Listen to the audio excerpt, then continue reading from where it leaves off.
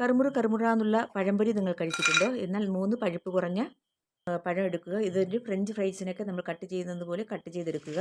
ഒരു പാത്രത്തിലേക്ക് കുറച്ച് മൈദാപ്പൊടി, ഒരു 2 table spoon cornflour, 1 table spoon പഞ്ചസാര, ആവശ്യത്തിന് ഉപ്പ്, ഒരു നുള്ള് സോഡാപ്പൊടി, ആവശ്യത്തിന് മഞ്ഞൾപ്പൊടി, കുറച്ച് ഏലക്ക പൊടിച്ചതും കൂടി ഇട്ട് കൊടുത്തിട്ട് ആവശ്യത്തിന് വെള്ളം ഒഴിച്ച് ഇതുപോലെ ഒരു ബാറ്ററാക്കി എടുക്കുക. എന്നിട്ട് നമ്മൾ കട്ട് ചെയ്തിരിച്ചിരിക്കുന്ന പഴം ഇതിലേക്കൊന്ന് ഡിപ്പ് ചെയ്തിട്ട് സാദാ അരിപ്പൊടി, വറുത്ത അരിപ്പൊടിയിലേക്ക് ഒന്ന് കോട്ട് ചെയ്തെടുക്കാം. ഇതുപോലെ കോട്ട് ചെയ്തെടുത്ത പഴമാണ് കേട്ടോ ഇത്.